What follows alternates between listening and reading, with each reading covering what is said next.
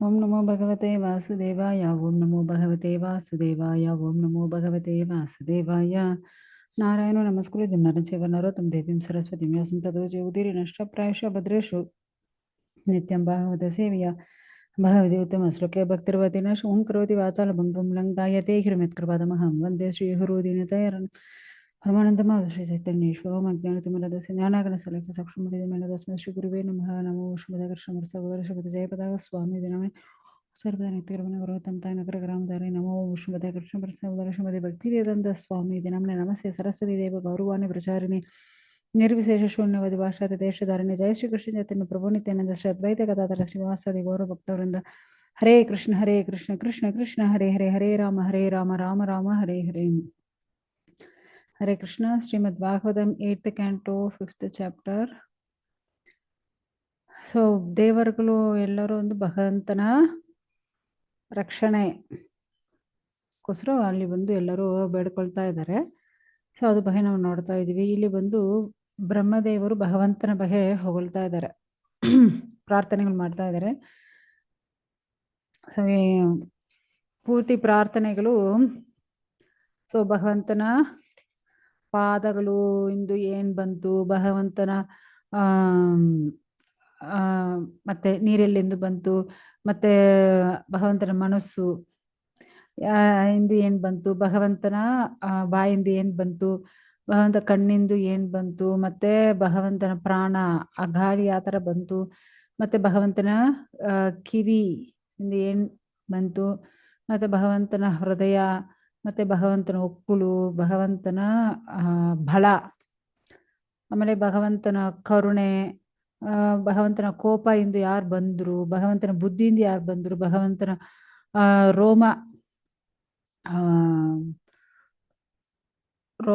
ರೋಮಗಳಿರೋ ಚಿಕ್ಕ ಚಿಕ್ಕ ಹೋಲ್ಸ್ ಇದ್ರೆ, ಸೊ ಅಲ್ಲಿಂದ ಯಾರು ಬಂದಿದ್ದಾರೆ, ಪೂರ್ತಿ ಶರೀರಲ್ಲಿ ಇರುತ್ತಲ್ವಾ ಚಿಕ್ಕ ಚಿಕ್ಕ ಹೋಲ್ಸು, ಅಲ್ಲಿಂದ ಯಾರು ಬಂದಿದ್ರು, ಮತ್ತೆ ಜನನೇಂದ್ರಿಯಗಳಿಂದ ಯಾರು ಬಂದಿದ್ದಾರೆ, ಮತ್ತೆ ಭಗವಂತನ ಹೃದಯ ಇಂದು ಯಾರು ಬಂದ್ರು, ಅದೆಲ್ಲ ನಾವು ನೋಡ್ತಾ ಇದೀವಿ. ಸೊ ಮತ್ತೆ ಏನೇನಿದೆ ನೋಡೋಣ. ಸೊ ಭಗವಂತನ ವಕ್ಷಸ್ಥಲ ಇಂದು ಲಕ್ಷ್ಮೀದೇವಿ ಬಂದಿದ್ದಾರೆ. ಮತ್ತೆ ಪಿತೃಲೋಕ ವಾಸಿಗಳು ಬಂದು ಭಗವಂತನ ನೆರಳಿಂದು ಬಂದಿದ್ದಾರೆ, ನೆರಳಿಂದು. ಮತ್ತೆ ಭಗವಂತನ ಸ್ತನಲೆಂದು ಧರ್ಮ ಬಂತು, ಅದೇ ಬ್ಯಾಕ್ ಸೈಡ್ ಬಂದು ಭಗವಂತನ ಬ್ಯಾಕ್ ಸೈಡ್ ಬಂದು ಆ ಧರ್ಮ ಬಂತು. ಸೊ ಅದು ಬಂದು ಅದೇ ತರ ಭಗವಂತನ ಸ್ಥಳ ಸ್ತುತಿಯಿಂದ ಸ್ವರ್ಗಲೋಕ ಬಂತು, ಭಗವಂತನ ಸುಖ ಅನುಭವಿಸೋ ಆ ಇಂದ್ರಿಯಗಳಿಂದ ಅಪ್ಸರಸ್ಗಳು ಬಂದ್ರು. ಮತ್ತೆ ಈ ತರ ಭಗವಂತ ಒಂದೊಂದು ಜಾಗ ಇಂದು ಈ ತರ ಒಬ್ಬೊಬ್ರು ಬರ್ತಾ ಇದ್ದಾರೆ. ಮತ್ತೆ ಏನೇನು ಬ್ರಹ್ಮ ಹೇಳಿದ್ದಾರೆ ನೋಡೋಣ. ಸೊ ಭಗವಂತ ಬಾಯಿಯಿಂದ ವೇದ ಮಂತ್ರಗಳು, ಬ್ರಾಹ್ಮಣರುಗಳು ಆ ತರ ತಲೆಯಿಂದ ಸೊ ಆ ತರ ಬಂದಿದ್ದಾರೆ. ಮತ್ತೆ ಕ್ಷತ್ರಿಯರುಗಳು ಭಗವಂತನ ಭುಜಗಳಿಂದ ಬಂದಿದ್ದಾರೆ, ಸ್ಟ್ರೆಂತ್. ಯಾಕಂದ್ರೆ ಕ್ಷತ್ರಿಯರುಗಳು ಜಗಳ ಮಾಡೋದು, ರಕ್ಷಣೆ ಮಾಡೋದೆಲ್ಲ ಮಾಡ್ತಾರಲ್ಲ ಅದು. ಮತ್ತೆ ವೈಶ್ಯರುಗಳು ಸೊ ಅವ್ರು ಬಂದು ವ್ಯವಸಾಯ ಮಾಡೋದು, ಐಶ್ವರ್ಯ ಬೆಳೆಸೋದು, ಮತ್ತೆ ಹಸುಗಳನ್ನ ರಕ್ಷಣೆ ಮಾಡೋದು, ಅವರೆಲ್ಲ ತೊಡೆಯಿಂದ ಬಂದಿದ್ದಾರೆ.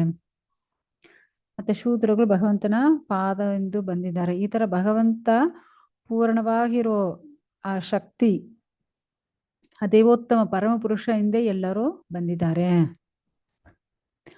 ಮತ್ತೆ ಭಗವಂತನ ಕೀಲಿನ ದುಟ್ಟಿಯಿಂದ ಏನೋ ಲೋಪ ಬಂದಿದೆ. ಮತ್ತೆ ಮೇಲಿನ ದುಟ್ಟಿಯಿಂದ ಏನ್ ಬಂದಿದೆ ಅಂದ್ರೆ ಆಕರ್ಷಣ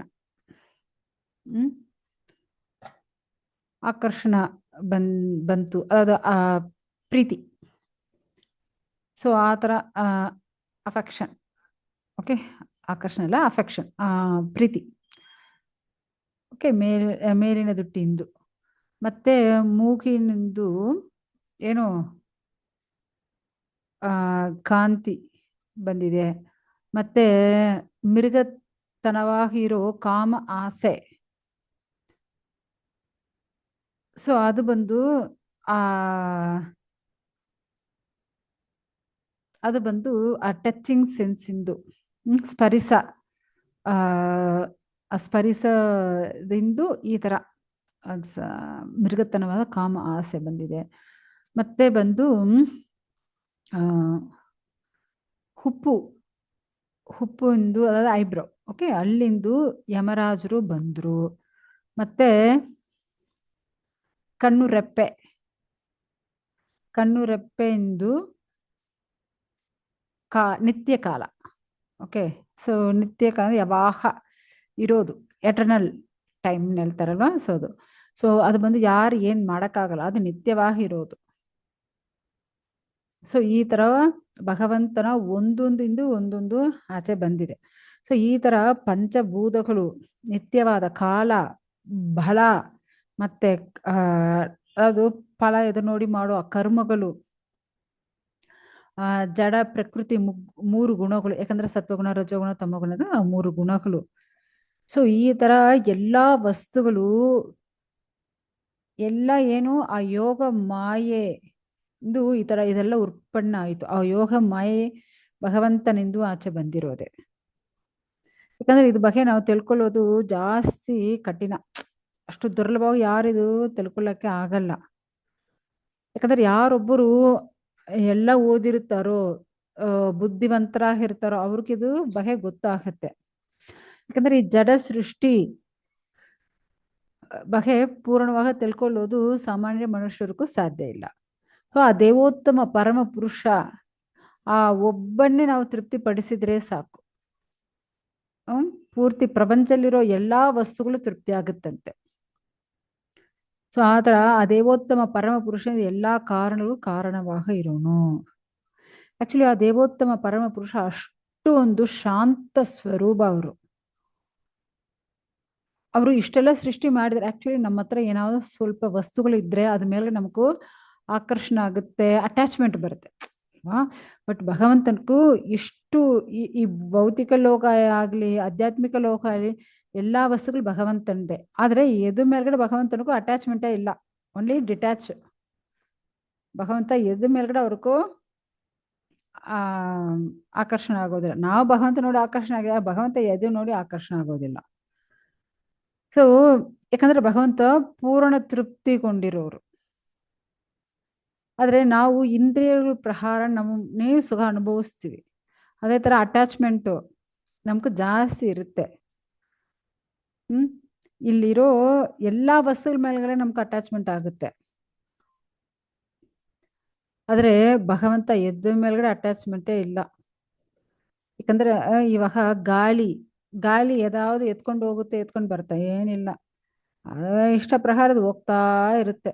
ಆ ತರ ಒಂದು ಗಾಳಿ ತರ ಯಾವೊಂದು ಅಟ್ಯಾಚ್ಮೆಂಟ್ ಇಲ್ಲ. ಭಗವಂತ ಏನು ಅವ್ರು ಬರ್ತಾರೆ, ಲೀಲೆ ಮಾಡ್ತಾರೆ, ಅವರು ಬಂದಿರೋ ಕರ್ತವ್ಯ ಏನು ಅದು ಮಾಡ್ಬಿಡ್ತಾರೆ, ಹೋಗ್ತಾ ಇರ್ತಾರೆ. ಸೊ ಆ ತರ ಭಗವಂತನ ಒನ್ಲಿ ಲೀಲಾ ಮಾಡೋಕೆ ಬರೋದು, ರಕ್ಷಣೆ ಮಾಡೋಕೆ ಬರೋದು. ಆದ್ರೆ ಅವ್ರಿಗೂ ಯಾವೊಂದು ಅಟ್ಯಾಚ್ಮೆಂಟೇ ಇಲ್ಲ, ಒಂದೇ ಡಿಟ್ಯಾಚ್ಮೆಂಟೇ ಇರೋದು. ಆ ಭಗವಂತನಕ್ಕೂ ನನ್ನ ನಮಸ್ಕಾರಗಳು. ಯಾರು ಹೇಳೋದು? ಬ್ರಹ್ಮ ಬಂದು ಹೇಳ್ತಾ ಇದ್ದಾರೆ. ನೆಕ್ಸ್ಟು, ಓ ಭಗವಂತ ದೇವೋತ್ತಮ ಪರಮ ಪುರುಷ, ನಾವು ನಿಮ್ಮ ಹತ್ರ ಶರಣಾಗರಾಗ್ತಾ ಇದ್ದೀನಿ. ಯಾವಾಗ ನಿಮ್ಮನ್ನ ನೋಡಬೇಕು ನಮ್ಗೂ ಅಷ್ಟು ಆಸೆ ಇದೆ. ಓ ಭಗವಂತ, ದಯವಿಟ್ಟು ನಿನ್ನ ಸ್ವಯ ರೂಪಾನಿ ದಯವಿಟ್ಟು ತೋರಿಸಿ. ಯಾಕಂದ್ರೆ ನೀವು ನಗು ನಿನ್ ಕಮಲದ ಹೂ ತರ ಇರೋ ನಿನ್ ಮುಖ ನೋಡಕ್ಕೆ ನಮ್ಗೆ ಇಷ್ಟ ಆಗುತ್ತೆ. ನಿನ್ ಕಣ್ಣಿಂದು ಬರೋ ಆ ಕಾಂತಿ, ಆ ಕಣ್ಣು ನೋಡಬೇಕು ಅನ್ನೋ ಆಸೆ ಆಗ್ತಾ ಇದೆ. ಅದೇ ತರ ಭಗವಂತ ನಿನ್ ಅಂಗಗಳೆಲ್ಲ ನಾವು ನೋಡಬೇಕು, ನಿಮ್ನೆ ಪೂರ್ಣವಾಗಿ ನಾವು ದರ್ಶನ ಮಾಡಬೇಕು. ಅದಕ್ಕೆ ನಾವು ಇಲ್ಲಿ ನಿಮ್ನೆ ಬೇಡ್ಕೊಳ್ತಾ ಇದ್ದೀನಿ ಸ್ವಾಮಿನು ಕೇಳ್ತಾ ಇದ್ದಾರೆ. ಓ ದೇವೋತ್ತಮ ಪರಮ ಪುರುಷ, ನೀವು ಯಾವೊಂದು ಇವಾಗ ನಾವು ಈ ಭೌತಿಕ ಲೋಕದಲ್ಲಿ ಹುಟ್ಟಿರೋ ಕಾರಣ ಏನು, ನಮ್ಗೆ ಕರ್ಮ ತಳ್ಳುತ್ತೆ. ಸೊ ಅದಕ್ಕೆ ನಾವು ಈ ಭೌತಿಕ ಲೋಕದಲ್ಲಿ ಬಂದು ಹುಟ್ಟಿದೀವಿ. ಆದರೆ ಭಗವಂತನೇ ಯಾವೊಂದು ಕರ್ಮ ತಳ್ಳಿಲ್ಲ. ಅವರ ಇಷ್ಟ ಪ್ರಕಾರ ಅವರ ಇಷ್ಟ ಪ್ರಕಾರ ಅವತಾರ ತಗೊಳ್ತಾರೆ. ಸೊ ಆ ಥರ ನಿಮ್ಮ ಇಷ್ಟ ಪ್ರಕಾರ ಎಷ್ಟೋ ಅವತಾರಗಳು ತಗೊಂಡಿದ್ರ ಸ್ವಾಮಿ. ಎಷ್ಟೋ ಯುಗಗಳಲ್ಲಿ ಎಷ್ಟೆಷ್ಟೋ ಅವತಾರಗಳು ನೀವು ತಗೊಂಡಿದ್ರ. ಆದರೆ ನಮ್ಗೆಲ್ಲ ಇದು ಸಾಧ್ಯವೇ ಇಲ್ಲ. ಯಾಕಂದ್ರೆ ನೀವು ಮಾಡೋ ಲೀಲೆಗಳು ಅಸಾಧಾರಣವಾಗಿರುತ್ತೆ, ಅಷ್ಟು ಅದ್ಭುತವಾಗಿರುತ್ತೆ. ಓ ದೇವೋತ್ತಮ ಪರಮ ಪುರುಷ, ಇವಾಗ ನಿಮ್ಮನ್ನ ನೋಡಬೇಕು ಆಸೆ ಅಷ್ಟು ಜಾಸ್ತಿ ಇದೆ ಸ್ವಾಮಿ. ಯಾಕಂದ್ರೆ ಭಗವಂತ ಮಚ್ಚ, ಕೂರ್ಮ, ವರಾಹ, ನರಸಿಂಹ, ವಾಮನ, ಪರಶುರಾಮ, ರಾಮ, ಬಲರಾಮ, ಬುದ್ಧ ಇದೆಲ್ಲ ಅವತಾರಗಳು. ಅದರ ಅವತಾರಿ ಅಂದ್ರೆ ಏನು? ಸಾಕ್ಷಾತ್ ದೇವೋತ್ತಮ ಪರಮ ಪುರುಷ ಕೃಷ್ಣ ಒಬ್ಬನೇ ಅವತಾರಿ. ಅವನಿಂದ ಈ ಮತ್ತ ಅವತಾರಗಳೆಲ್ಲ ಬಂದಿರೋದು. ಓಕೆ, ಆಕ್ಚುಲಿ ಭಗವಂತ ಲೋಕಕ್ಷೇಮಕ್ಕೋಸ್ಕರ ಅವತಾರ ತಗೊಳ್ತಾರೆ. ಅವ್ರು ಬಂದು ಅವರ ಇಷ್ಟಕ್ಕೋಸ್ಕರ ಬರೋದಿಲ್ಲ. ಯಾಕಂದ್ರೆ ಭಗವಂತ ಈ ಭೌತಿಕ ಲೋಕಲ್ಲಿ ವಿಶ್ವ ಕಾರ್ಯಕ್ಕೋಸ್ಕರ ಲೋಕ ಸೃಷ್ಟಿ ಮಾಡಬೇಕು ಅಂತ ಬರ್ತಾರೆ. ನೆಕ್ಸ್ಟ್ ದೇವರುಗಳನ್ನ ರಕ್ಷಣೆ ಮಾಡಬೇಕು ಅಂತ ಬರ್ತಾರೆ. ಥರ್ಡ್ ಭಕ್ತರುಗಳನ್ನ ರಕ್ಷಣೆ ಮಾಡಬೇಕು, ಧರ್ಮನೇ ರಕ್ಷಣೆ ಮಾಡಬೇಕು ಅಂತ ಬರ್ತಾರೆ. ಫೋರ್ತ್ ಅಸುರಗಳನ್ನೇ ನಾಶ ಮಾಡಬೇಕು ಅಂತ ಬರ್ತಾರೆ. ಹಸುರು ಅಂದ್ರೆ ಯಾರೆಲ್ಲ ಭಗವಂತನ ಭಕ್ತಿ ಮಾಡಿಲ್ವೋ, ಯಾರೆಲ್ಲ ನಾಸ್ತಿಕರಾಗಿರ್ತಾರೋ, ಯಾರೆಲ್ಲ ಭಕ್ತರಿಗೂ ಹಿಂಸೆ ಕೊಡ್ತಾರೋ ಅವರೆಲ್ಲ ಹಸುರರು. ಓಕೆ, ಸೊ ಆ ಥರ. ಆಮೇಲೆ ಫಿಫ್ತ್ ಬಂದು ಶುದ್ಧ ಭಕ್ತರುಗಳು. ಶುದ್ಧ ಭಕ್ತರಿಗೂ ಅವರ ಲೀಲೆನೇ ತೋರಿಸಿ ಅವರನ್ನ ಆಕರ್ಷಣೆ ಮಾಡಿ ಅವರ ಲೋಕಕ್ಕೆ ಕರ್ಕೊಂಡು ಹೋಗಕ್ಕೆ ಭಗವಂತ ಬರ್ತಾರಂತೆ. ನೋಡಿ, ಈ ತರ ಕಾರಣಗಳಿಂದ ಭಗವಂತ ಬರ್ತಾರೆ. ಸುಮ್ಮನೆ ಎಲ್ಲ ಬರೋದಿಲ್ಲ ಅಲ್ವಾ? ಆದ್ರೆ ನಮ್ಗೆಲ್ಲ ಎಷ್ಟು ಕರ್ಮಗಳಿದೋ ಗೊತ್ತಿಲ್ಲ. ನಾವೆಲ್ಲ ಕರ್ಮ ಬಂದಲ್ಲಿ ಸಿಕ್ಕಾಕೊಂಡಿದ್ವಿ.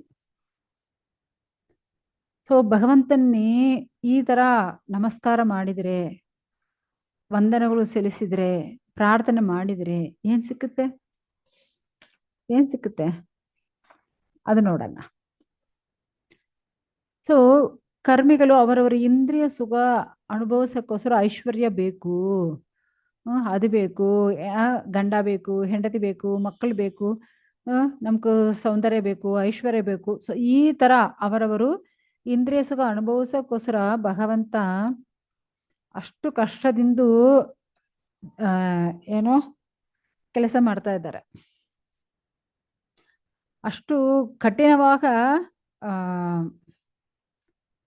உழைக்கிறதுக்கு என்ன சொல்றது?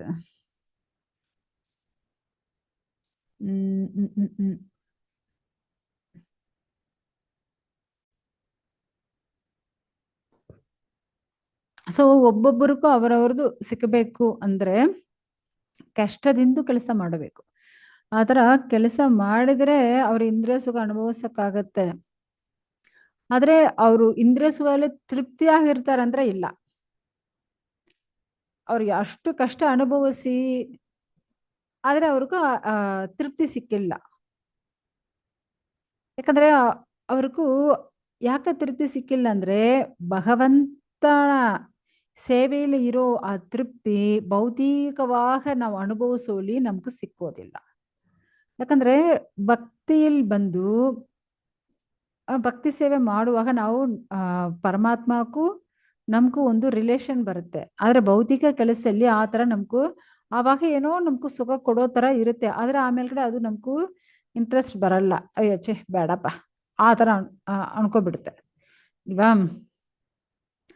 ಆದ್ರೆ ಆ ಭೌತಿಕ ಸುಖಕ್ಕೋಸ್ಕರ ಎಲ್ಲರೂ ಏನ್ ಮಾಡ್ತಾರಂತೆ, ಅಷ್ಟು ಕಷ್ಟ ಅನುಭವಿಸ್ಕೊಂಡು ಜೀವನ ಮಾಡ್ತಾ ಇದ್ದಾರೆ. ಆದ್ರೆ ಅಷ್ಟು ಕಷ್ಟ ಎಲ್ಲ ಏನೇ ಇಲ್ಲ. ಸುಲಭವಾಗ ನಾವು ಭಗವಂತನ ನೆನೆಸ್ಕೊಂಡೇ ನಮ್ಮ ಕರ್ತವ್ಯಗಳು ಮಾಡ್ಕೊಂಡು ಹೋಗ್ತಾ ಇರ್ಬೋದು. ಸೊ ಅದು ಬಂದು ಭಕ್ತರುಗಳು ಸುಲಭವಾಗಿರುತ್ತೆ. ಆದ್ರೆ ಅಭಕ್ತರುಗಳು ಅಷ್ಟು ಬೆಳಗ್ಗೆಯಿಂದ ಡ್ಯೂಟಿನ ಹೋಗ್ತಾರೆ. ಆಮೇಲೆ ಏನು ಮತ್ತೆ ನೈಟು 12 ಒಂದು ತಕ್ಕವೂ ಡ್ಯೂಟಿ ಫಿನಿಶ್ ಆಗಲ್ಲ.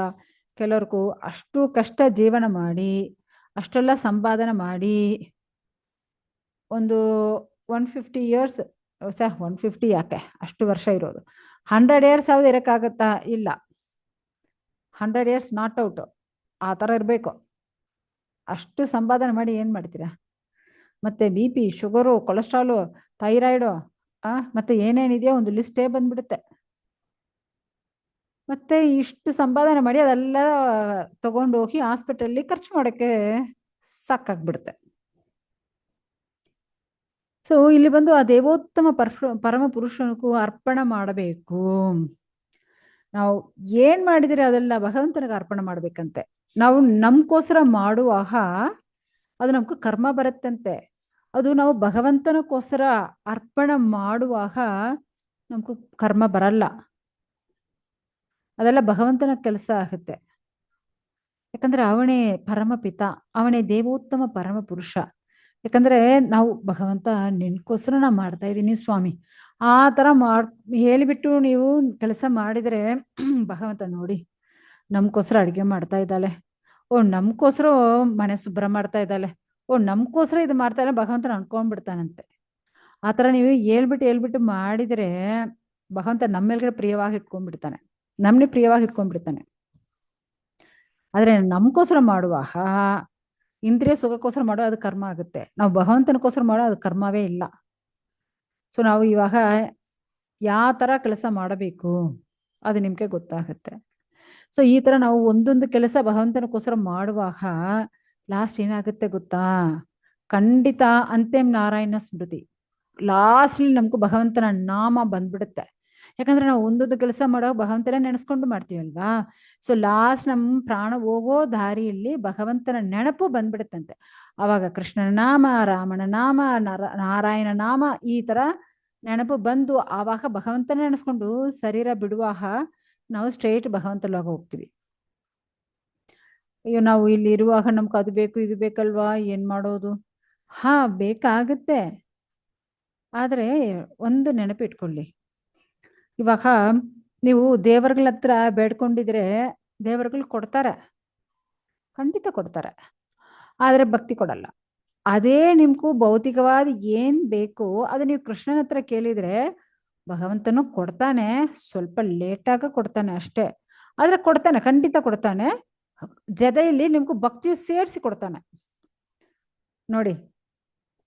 ನಿಮ್ಗೂ ಅದು ದೇವರುಗಳು ಪ್ರಾರ್ಥನೆ ಮಾಡಿದ್ರೆ ಓನ್ಲಿ ಒನ್ ನೀವು ಕೇಳೋದು ಸಿಕ್ಕುತ್ತೆ. ಆದರೆ ಭಗವಂತ ಕೃಷ್ಣನ ಹತ್ರ ನೀವು ಬೇಡ್ಕೊಳ್ಳುವಾಗ ನಿಮ್ಗೂ 2 ಬೆನಿಫಿಟ್, ಒಂದು ತಗೊಂಡಿದ್ರೆ ಒಂದು ಫ್ರೀ. ಏನು ನೀವು ಏನು ಕೇಳಿದ್ರೆ ಅದು ಕೊಡ್ತಾನೆ, ಎಕ್ಸ್ಟ್ರಾ ಏನು ಭಕ್ತಿ ಕೊಟ್ಬಿಡ್ತಾನೆ. ಸೊ ಭಕ್ತಿ ಸಿಕ್ಕಿದ್ರೆ ಸಾಕಲ್ವಾ ಸ್ಟ್ರೈಟ್ ಭಗವಂತ ಲೋಕ ಹೋಗಕ್ಕಾಗುತ್ತೆ. ಸೊ ಅದೇ ಭಗವಂತ ಭಾಗವದಲ್ಲಿ ಹೇಳ್ತಾರೆ, ಅಕಾಮ ಸರ್ವ ಕಾಮೇವ ಮೋಕ್ಷ ಕಾಮೌತಾರತಿ ತೀವ್ರೇಣ ಭಕ್ತಿ ಯೋಗೇನ ಯಜತೆ ಪುರುಷಂ ಪರಂ. ಸೊ ಭಗವಂತ ನೀವು ಕೇಳೋದು ಕೊಡ್ತಾನೆ, ಜೊತೆಯಲ್ಲಿ ಭಕ್ತಿಯು ಕೊಟ್ಬಿಡ್ತಾನೆ. ಸೊ ಭಗವಂತ ಅಷ್ಟೊಂದು ನಮ್ ಎಲ್ಲಾ ಜೀವರಾಶಿ ಪ್ರೀತಿಸ್ತಾನೆ. ಓಕೆ, ಸೊ ನಮ್ಗೂ ಆಸೆ ಪೂರ್ವೈಸಿದ್ರೆ ಸಾಕಲ್ವಾ, ಮತ್ತೇನ್ ಬೇಕು? ಸೊ ಈ ತರ ಆ ಭಗವಂತ ಒಬ್ಬನಿಗೂ ನಾವು ಭಕ್ತಿ ಮಾಡಿದರೆ ಯಾವ ತರ ಅಂದ್ರೆ ಬೇರೆ ಇರುತ್ತಲ್ವಾ ರೂಟು, ಆ ರೂಟಕ್ಕೂ ನಾವು ನೀರು ಬಿಡೋ ತರ ಇಲ್ಲ ಸ್ವಾಮಿ. ನಾವು ಹೋಗಿ ಮರ ರೂಟಕ್ಕೂ ನೀರು ಬಿಡಕ್ಕಾಗಲ್ಲ. ನಾವು ಎಲ್ಲಾ ದೇವರಿಗೂ ಪೂಜೆ ಮಾಡ್ತೀನಿ, ಮಾಡ್ಕೊಳ್ಳಿ. ಅವ್ರೇನ್ ಮಾಡ್ತಾರೆ, ಒಂದೊಂದು ಕೆಲೆ, ಒಂದೊಂದು ಎಲೆ, ಒಂದೊಂದು ಹೂವು, ಒಂದೊಂದು ಹಣ್ಣು, ಸೊ ಈ ತರ ಒಂದೊಂದಕ್ಕೂ ಹೋಗಿ ಒಂದೊಂದು ಜಾಗಲ್ಲಿ ನೀರು ಬಿಡ್ತಾ ಇರ್ತಾರೆ. ಸೊ ಕಷ್ಟ ಯಾರಿಗೂ? ಯಾರು ಆ ತರ ಮಾಡ್ತಾರೋ ಅವ್ರಿಗೆ. ಅದೇ ಭಕ್ತರು ಏನ್ ಮಾಡ್ತಾರೆ, ಸ್ಟ್ರೈಟ್ ಹೋಗ್ತಾರೆ, ಮರದ ರೂಟಕ್ಕೂ ನೀರು ಬಿಟ್ಬಿಟ್ಟು ಅವ್ರ ಪಾತ್ರ ಹೋಗ್ತಾ ಇರ್ತಾರೆ. ಆ ತರ ನಾವು ಒಬ್ಬನಕ್ಕೂ ಭಕ್ತಿ ಮಾಡಿದರೆ ಸಾಕು. ಯಾರು ಆ ದೇವೋತ್ತಮ ಪರಮ ಪುರುಷನ ಭಕ್ತಿ ಮಾಡಿದರೆ ಸಾಕು. ಆಕ್ಚುಲಿ ಪದ್ಮಪುರಾಣಲ್ಲಿ ಒಂದು ಶ್ಲೋಕ ಇದೆ, ಏನ್ ಗೊತ್ತಾ? ಆರಾಧನಂ ಸರ್ವೇಶಾಂ ವಿಷ್ಣುರ್ ಆರಾಧನಂ ಪರಂ ತಸ್ಮಾತ್ ಪರತರಂ ದೇವಿ ತದೀಯಾಣಾಂ ಸಮರ್ಚನಂ. ಏನು ಅಂದ್ರೆ ನಾವು ಪೂಜೆ ಮಾಡೋದಲ್ಲಿ ಶ್ರೇಷ್ಠವಾದುದು ಏನು ಗೊತ್ತಾ? ಆ ವಿಷ್ಣು ಪೂಜೆ ಶ್ರೇಷ್ಠವಾದದು. ಭಕ್ತರಲ್ಲಿ ಶ್ರೇಷ್ಠ ಯಾರು ಗೊತ್ತಾ? ಆ ವೈಷ್ಣವರಲ್ಲಿ ಶ್ರೇಷ್ಠವಾಗಿರೋರು. ಸೊ ಭೌತಿಕವಾಗಿ ಇರೋ ಆಸೆಯಲ್ಲಿ ಯಾರಿಗೂ ಜಾಸ್ತಿ ಆಸೆ ಇರುತ್ತೆ ಅಂದ್ರೆ ದೇವರುಗಳಕ್ಕಂತೆ. ಸೊ ನಾವು ದೇವರುಗಳ ಹತ್ರ ಹೋಗಿ ಬೇಡ್ಕೋಬೇಕಾ? ಇಲ್ಲಂದ್ರೆ ಶ್ರೇಷ್ಠವಾಗಿರೋ ಭಗವಂತನ ಹತ್ರ ಹೋಗಿ ನಾವು ಬೇಡ್ಕೋಬೇಕಾ? ಇವಾಗ ಒಂದೊಂದು ಎಲೆ, ಒಂದೊಂದು ಹೂವು, ಹಣ್ಣು ಯಾರು ಅಂದ್ರೆ ಶಿವ, ಬ್ರಹ್ಮ, ದುರ್ಗಾ, ಕಾಳಿ, ಗಣೇಶ, ಸೂರ್ಯ, ನವಗ್ರಹಗಳು, ಮತ್ತೆ ಶನೀಶ್ವರು. ಸೊ ಈ ತರ ಎಲ್ಲ ಇರ್ತಾರಲ್ವಾ, ಸುಬ್ರಹ್ಮಣ್ಯ. ಸೊ ಈ ತರ ಒಬ್ಬೊಬ್ಬರಿಗೆ ನೀವು ಹೋಗಿ ಸಪ್ರೇಟ್ ಸಪ್ರೇಟ್ ಪೂಜೆ ಮಾಡ್ಕೋಬಹುದು. ಯಾರು ಬೇಡ ಹೇಳ್ತಾರೆ, ಮಾಡ್ಕೊಳ್ಳಿ. ಆದ್ರೆ ನಾವು ಒಬ್ಬರಿಗೆ ಮಾಡ್ತೀನಿ. ಯಾರು? ಓನ್ಲಿ ಕೃಷ್ಣ ಒಬ್ಬನಿಗೆ ಅಷ್ಟೇ. ಆ ಒಬ್ಬನಿಗೆ ನಾವು ಮಾಡಿಬಿಟ್ಟಿದ್ರೆ ಸಾಕು, ಎಲ್ಲರಿಗೂ ಮಾಡಿದ ಫಲ ನಮ್ಗೆ ಸಿಕ್ಬಿಡುತ್ತೆ. ಸೊ ಸುಲಭವಾದ ಇರೋ ದಾರಿ ಬೇಕಾ, ಇಲ್ಲಂದ್ರೆ ಕಷ್ಟವಾದಿರೋ ದಾರಿ ಬೇಕಾ, ನೀವೇ ಚೂಸ್ ಮಾಡ್ಕೊಳ್ಳಿ. ಸೊ ಇಲ್ಲಿ ಬಂದು ಬ್ರಹ್ಮ ಏನ್ ಹೇಳ್ತಾರೆ, ಓ ದೇವೋತ್ತಮ ಪರಮ ಪುರುಷ, ನೀವು ನಿತ್ಯವಾಹ ಇರೋರು. ಭಗವಂತ ನಿಮ್ಗೂ ಪಾಸ್ಟ್, ಪ್ರೆಸೆಂಟ್, ಫ್ಯೂಚರು ಈ ತರ 3 ಕಾಲ ಏನಿಲ್ಲ, ಎಲ್ಲಾ ಕಾಲನಿ ಕಂಟ್ರೋಲ್ ಮಾಡೋರು ನೀವೇ. ನಿಮ್ಗೂ ನಮಸ್ಕಾರಗಳು ಸಮರ್ಪಣೆ ಮಾಡ್ತೀನಿ. ನೀವು ಕರ್ಪಣೆ ಮಾಡಕ್ಕೆ ಆಗಲ್ಲ ಸ್ವಾಮಿ, ಯಾಕಂದ್ರೆ ನಾವೆಲ್ಲ ಈ ಭೌತಿಕ ಗುಣಗಳಲ್ಲಿ ಸಿಕ್ಕಾಕೊಂಡಿದೀವಿ. ಆದ್ರೆ ಈ ಭೌತಿಕ ಗುಣಗಳಕ್ಕೆ ಯಜಮಾನ್ರು ನೀವೇ ಸ್ವಾಮಿ. ಸೊ ಆ ತರ ಇರೋ ಭೌತಿಕ ಗುಣಗಳಿಗೂ ಹೆಚ್ಚಾಗ ಇರೋ ಭಗವಂತ, ಓ ದೇವೋತ್ತಮ ಪರಮ ಪುರುಷ, ಎಲ್ಲಾರನ್ನೇ ಅದಾದ ರಕ್ಷಣೆ ಮಾಡೋರು ನೀವೇ, ಯಜಮಾನರು ನೀವೇ, ರಾಜ್ಯ ಮಾಡೋರು ನೀವೇ. ಎಲ್ಲ ಒಳ್ಳೆ ಗುಣಗಳು ಪೂರ್ಣ, ಅದಾವುದು ನಿತ್ಯ ಶುದ್ಧ ಸತ್ವ ಗುಣಕ್ಕೂ ಅಧಿಪತಿ ಯಾರು ಅಂದ್ರೆ ಭಗವಂತ.